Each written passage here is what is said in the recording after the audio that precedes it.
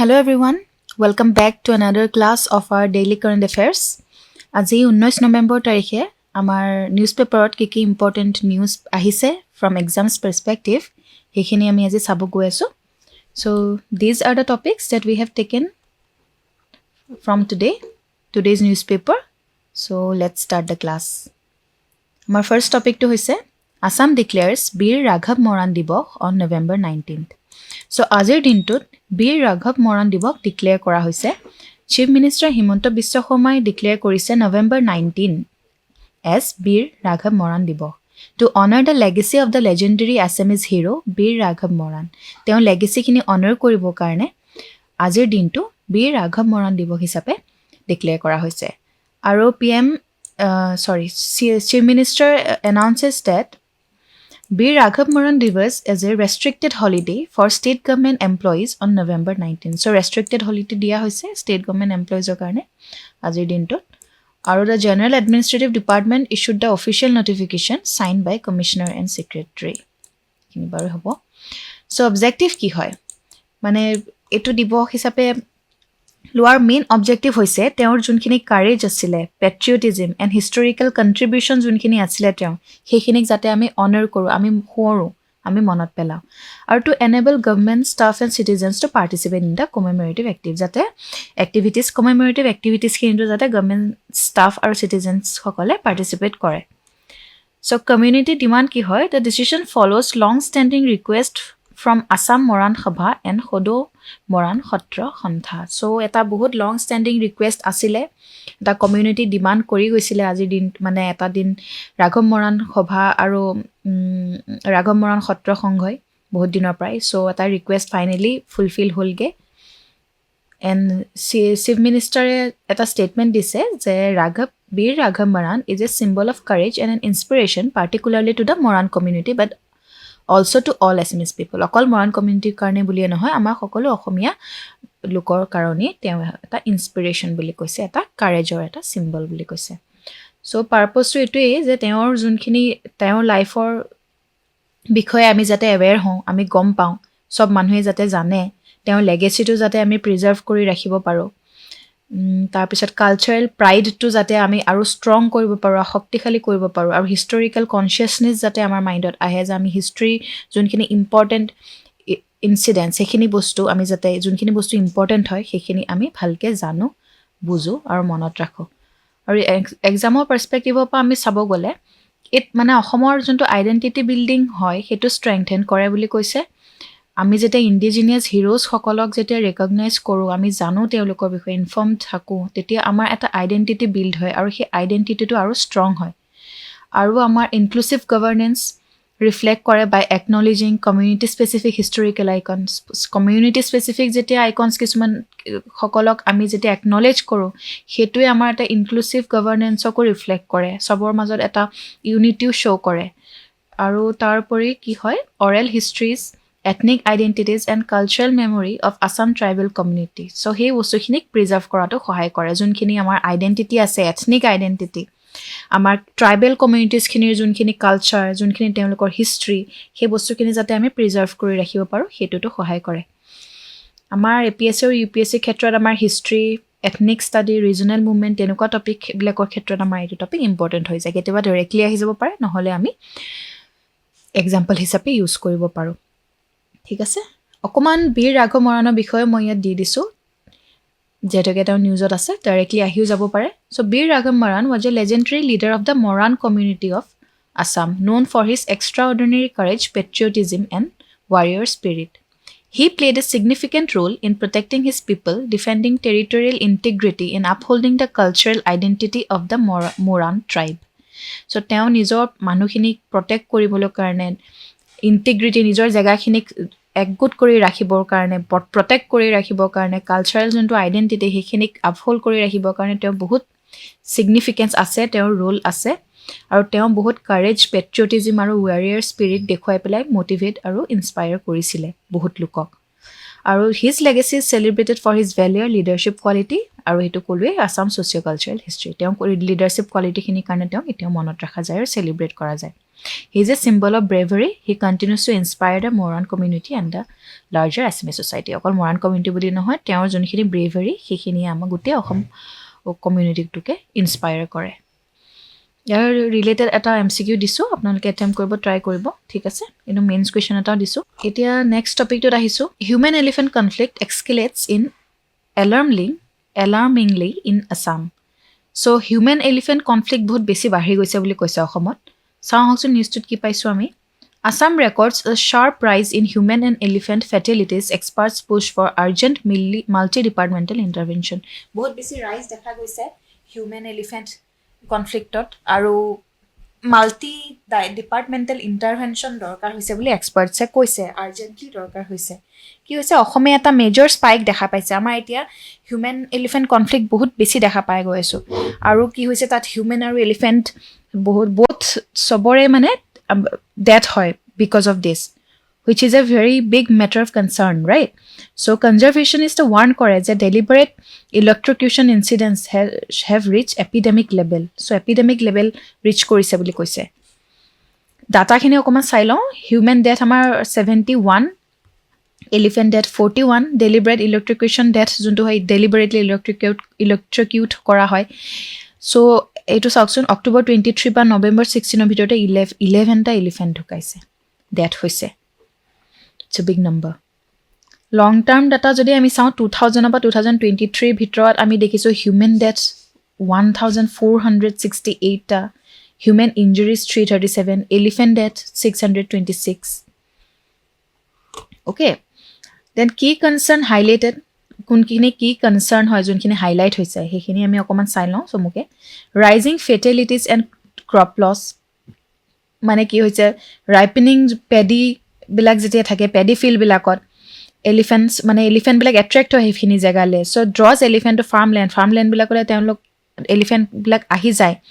Increasing raids and human elephant interaction, so' সেইটো increase কৰে red আৰু যোনটো ইণ্টাৰেকশ্যন হৈ যায় এলিফেণ্ট হিউমেনৰ মাজত, সেইটো যিহেতুকে পেডি ফিল্ডত আহি যায় ন এলিফেণ্টছবিলাক, তাততো মানুহ থাকেই, ফাৰ্মাৰ্ছবিলাক থাকেই। চ' সেই বস্তুটোৱে এটা কনফ্লিক্ট কৰে সেইটো টাইমত। আৰু crop destruction and property damage across the state, crop destruction হয় বহুত, প্ৰপাৰ্টি ডেমেজ হৈ যায়, ঘৰ দুৱাৰ ভাঙি দিয়ে। চ' বহুত তেনেকুৱা ৰিপৰ্ট আমি পাই থাকোঁ all over the state. Shrinking habitat, আমি জানো যে হেবিটেট ফ্ৰেগমেণ্টেশ্যন, ডিফৰেষ্টেশ্যন, ক্লাইমেট চেঞ্জ সেইবিলাক হৈ থকাৰ কাৰণেও হেবিটেটটো বহুত কমি গৈ আছে ন। আৰু ইনফ্ৰাষ্ট্ৰাকচাৰ ডেভেলপমেণ্ট ইমান হৈ আছে যে মানে এলিফেণ্টছবিলাক ফৰেষ্টৰ পৰা ওলাই আহিব লগা হয়। They are force to do that ন, কাৰণ তেওঁলোকৰ ইমান প্লেচেই নাথাকে এলিফেণ্টছবিলাকৰ।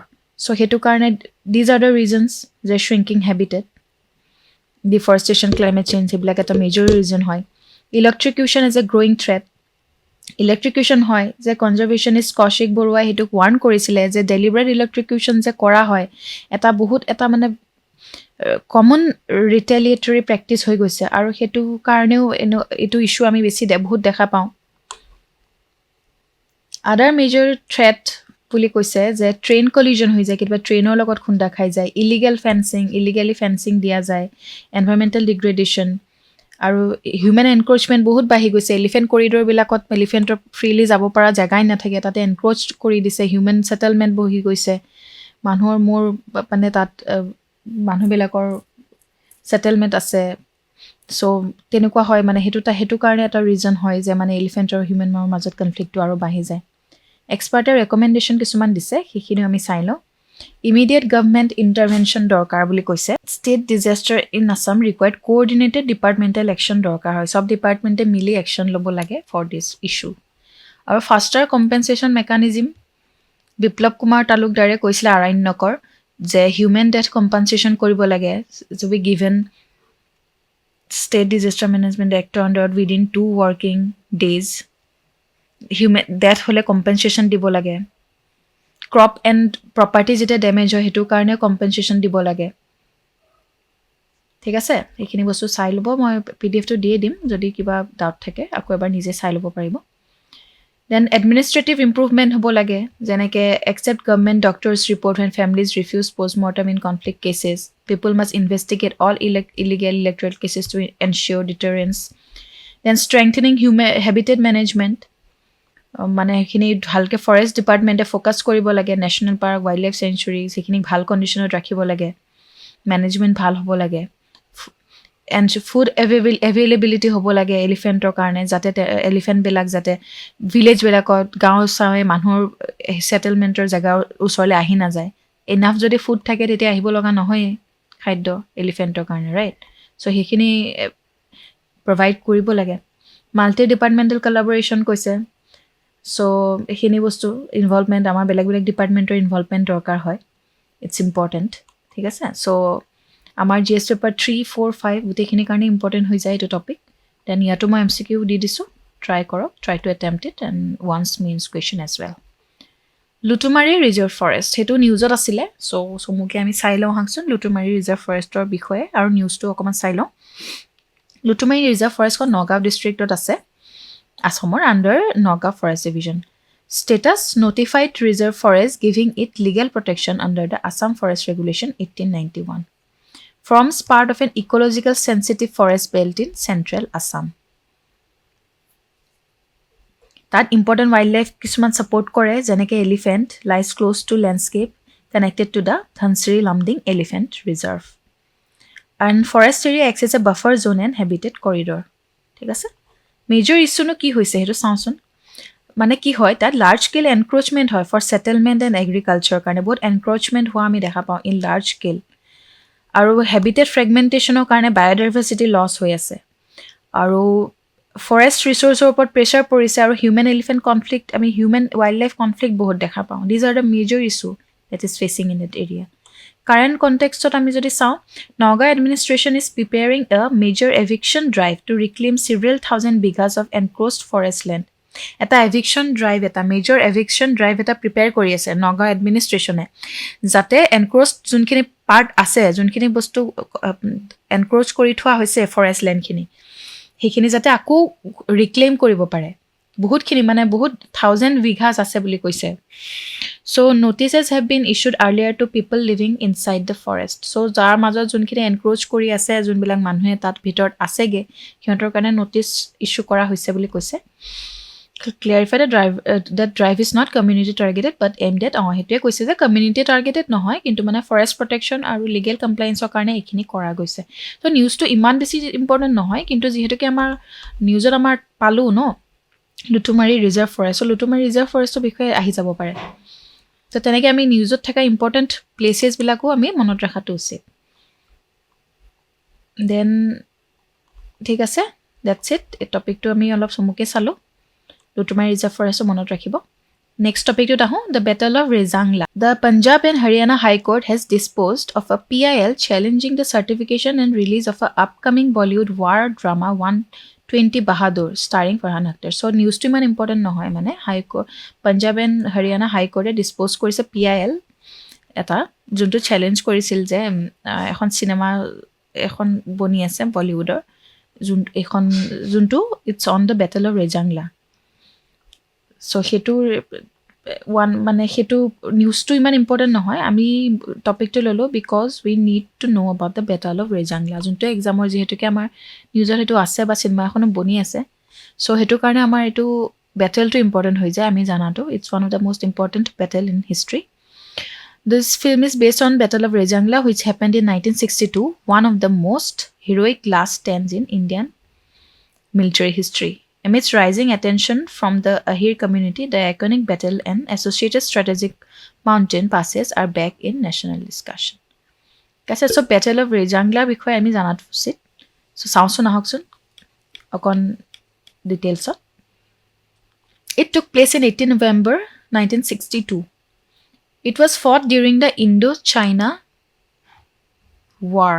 Okay, the battle is remembered as an extraordinary display of courage by Charlie Company, 13 Command Regiment. এটা extraordinary display of courage বুলি কৈছে, বহুত courage দেখুওৱা হৈছিলে।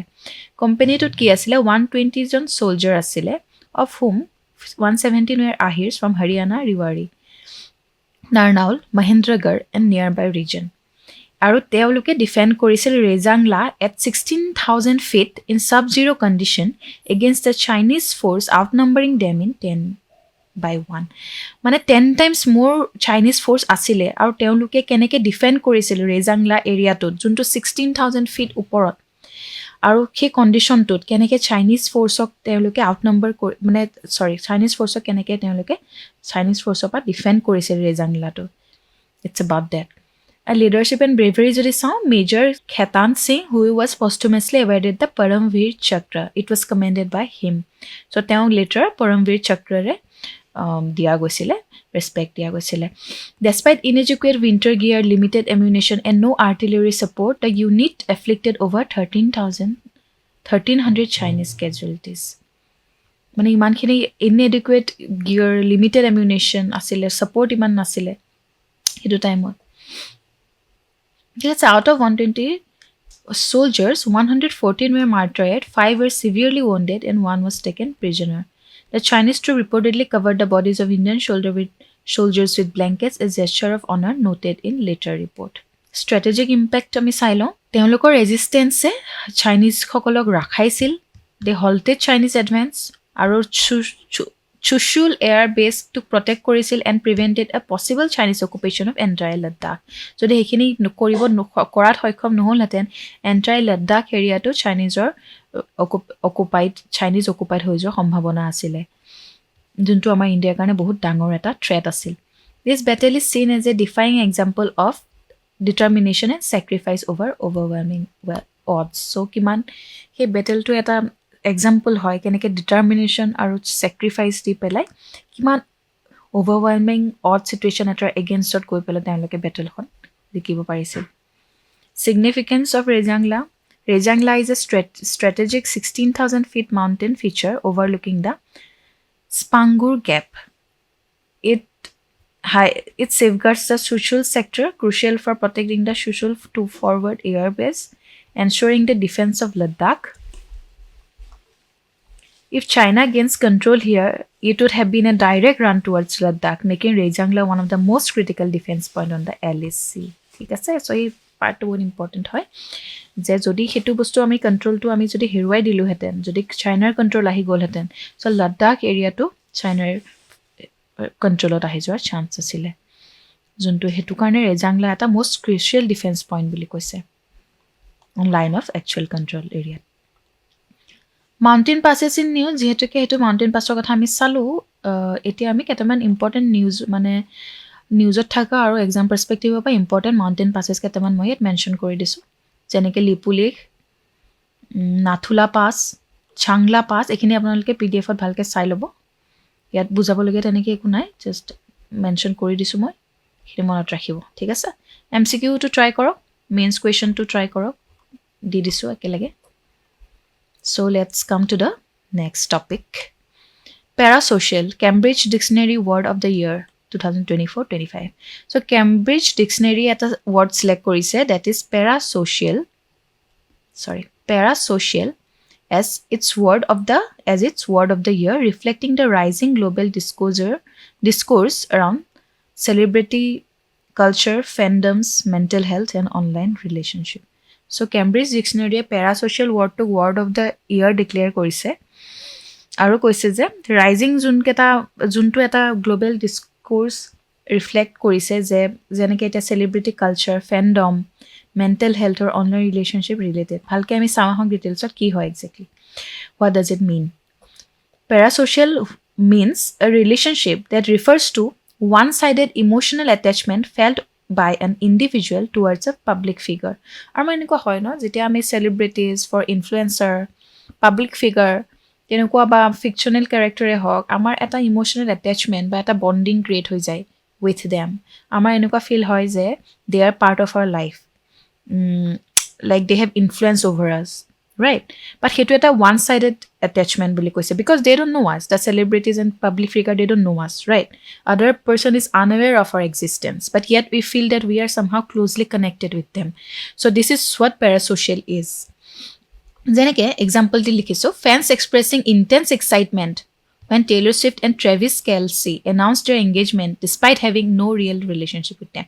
So, ami jano bahut Taylor Swift fan ase sage jone Taylor Swift or engagement or news to pai bahut bisi excited hoisile jen amar bahut ekdom someone very close and someone very important for us এটা close bonding থকা কাৰোবাৰ engagement হ'ব গৈ আছে right so it felt like they are a part of our life they are our own like our family member এনেকুৱা feel হয় right so সেই excitement যোনটো আমি টেইলৰ ছুইফ্টৰ engagementত আমি গম পাইছিলোঁ despite the fact that we are not anyhow connected she doesn't even know that we exist right so সেই বস্তুটোৱে কৈছে parasocial so term to origin ক'ত হৈছিলে term first coined in 1956 by American sociologists Donald Hutton and R. Richard Wohl so সেই termটো firstত তেওঁলোকে coin কৰিছিলে 1956ত while studying television audiences they observed that viewers felt a sense of friendship closeness or loyalty towards TV host and on-screen personality so TV যেতিয়া চাই audience বিলাকক তেওঁলোকে observe কৰিছিল যে friendship বা এটা closeness আমাৰ টিভি কেৰেক্টাৰ্ছ বিলাকৰ লগত অন স্ক্ৰীন যোনবিলাক পাৰ্চনেলিটিজ আমি চাওঁ তেওঁলোকৰ লগত এটা ক্লোজনেছ ভিউৱাৰ্ছসকলে ফিল কৰে তেওঁলোকে এটা কানেকশ্যন ফিল কৰে ৰাইট চ' সেইটোৰ ওপৰতে বেছ কৰি পেলাই এই টাৰ্মটো কইন কৰা হৈছিল ৱৰ্ড অফ দ্য ইয়েৰ বনিলে বিকজ এতিয়া ছ'চিয়েল মিডিয়াৰ ইনফ্লুৱেঞ্চাৰ ৰাইজ বহুত হৈ আছে যেনেকৈ টিকটক ইউটিউব ইনষ্টাগ্ৰাম আৰু কি হয় feeling of intimacy between creators and audience সেইটো ক্ৰিয়েট কৰে right it feels like they are our friends the influencers are our friends so hetu dhone portray kora hoy it feels like they are part of our lives they motivate us they inspire us then fan culture and celebrity relationship hatu bostu ami sallo AI companions and digital personas jeneke interaction amar AI chatbot logot bahut bahi goise virtual influencers and fictional characters has broadened the term beyond human celebrities then mental health conversations the psychologists discuss how parasocial attachment can impact loneliness identity formation expectations from real relations so hetu koise psychologist koise parasocial attachment e kisman effect koribo pare jenke loneliness anibo pare identity formation ot problem koribo pare real relationship ot expectation or khetrot problem anibo pare real relationship ot issues koribo pare commercial influence ami jodi saw brands increasingly leverage parasocial trust to impact consumer behavior. Influencers are seen as friends, making endorsement powerful. So, hetu eta consumer behavior impact kore. So, eta hetu bostu eta use kore brands bilake. Right? Hetu benefit to hold je comfort diye lonely individuals bilakok emotional stability and inspiration diye. Community help eta form kore janeki K-pop fandom community. But concern আছে ইয়াত যেনেকৈ আনৰিয়েলিষ্টিক expectation আহি যায় চেলিব্ৰিটিজৰ পৰা over identification বা অবছেছিভ হৈ যায় অবছেশ্যন আহি যায় কিছুমান মানুহৰ ইম'চনেল ভালনাৰেবিলিটি এণ্ড ডিছএপইণ্টমেণ্ট আহে ইনফ্লুৱেঞ্চাৰ ড্ৰিভেন মেনুপুলেশ্যনৰ মিছ ইনফৰ্মেশ্যন মেনুপুলেশ্যনৰ সম্ভাৱনা থাকে and were to attached with someone right so' সেই বস্তুটো কনচাৰ্ণ বুলি লিখিছে statement eta dise je relationship between a person and non-person especially a celebrity highlighting society's growing reliance on digital and celebrity driven relationships ঠিক আছে এটো ইমানেই হল আজি এটো টপিক আমাৰ একটা পেপাৰৰ কাৰণে ইম্পৰ্টেন্ট হয় GS 1 2 4 essay পেপাৰ যেটো কেতিয়াবা আমাৰ আহি যাব পাৰে MCQ আৰু মেইনছৰ কোৱেশ্চনটো ট্ৰাই কৰিব এটেম্প কৰিবলে নেক্সট টপিকটো আহিছো Human activities and coastal habitat degradation হৈ আছে why Indian sea cow are under threat so dugong juntu koy question to ami ki news to ami sailo IUCN report releases at the IUCN Conservation Congress Abu Dhabi highlights the growing threat of India's dugong population due to habitat loss fishing related deaths and pollution so ami dekhisu India's juntu dugong hoy sea cow tar population to lahe lahe komi ahise habitat loss hoar karone fishing related death aru pollution or karone according to IUCN report junto IUCN Conservation Congress Abu Dhabi highlight release kora hoise dugong go bikhoy sailong sea cow hoy scientific name hol dugong dugon herbivorous marine mammal hoy they feed on grass they feed exclusively on sea grass. They are closely linked to ancient folklore believed to inspire stories of mermaids. So ancient folklore logot related hoy mermaid related kisman stories inspire stories of mermaid. So distribution in India dugong in South Asia are mainly found in Gulf of Mannar Park Bay যোনটো India Sri Lanka region, then Gulf of Kutch, Gujarat, Andaman and Nicobar Island. These are the last remaining dugong habitat in India. Key finding of the IUCN report Ceylon. The report titled A Global Assessment of Dugong Status and Conservation Needs notes long-term survival is uncertain. মানে highly uncertain বুলি কৈছে Gulf of Kutch regionটোত. Andaman and Nicobar regionটোতো challenging কৈছে. Gulf of Mannaroto population to much lower than before. আগতে যিমান আছিল তাতকে population to বহুত বেছি কমি গৈছে. So long term survival মানে দুগংখিনিৰ threat আহি গৈছে. Population খিনি ইমান drastically কমিছে কিয়? Because কি হৈছে habitat degradation হৈ আছে ন sea grass meadows বিলাকৰ, then fishing threat, যেনেকে entanglement in net, accidental killing, then pollution and coastal industrialization, vessel strikes, then climate change affecting seagrass availability. Seagrass bilako kami goise climate change or karne. So hekini reason or karne hoise. Legal protection ama India ki dia goise. They are listed as vulnerable on the IUCN red list. Thik ase? IUCN red list tot teoloka vulnerable declare kora goise. In India, they are protected under Schedule 1 of Wildlife Protection Act 1972, and they are the highest legal protection. Schedule 1 jehetuke ase, they are given the highest legal protection, that is there is ban on hunting, rapture and trade of them. Dugongs are kyo important hoy? Dugongs because they are flagship species for seagrass ecosystem. They are very important species hoy mane jate ecosystem to bhal thake hetu karne mane they are the flagship species because they are very important. The water hi ecosystem to bhal thakibo kare দুগংৰ পপুলেশ্যনটো ভালকে থাকাত বহুত important হয় ঠিক আছে আৰু indicate the health of coastal marine habitat so coastal marine হেবিটেটৰ হেল্থটো indicate কৰে তাৰমানে দুগং যদি থাকে that means the habitat is healthy, the coastal region is healthy.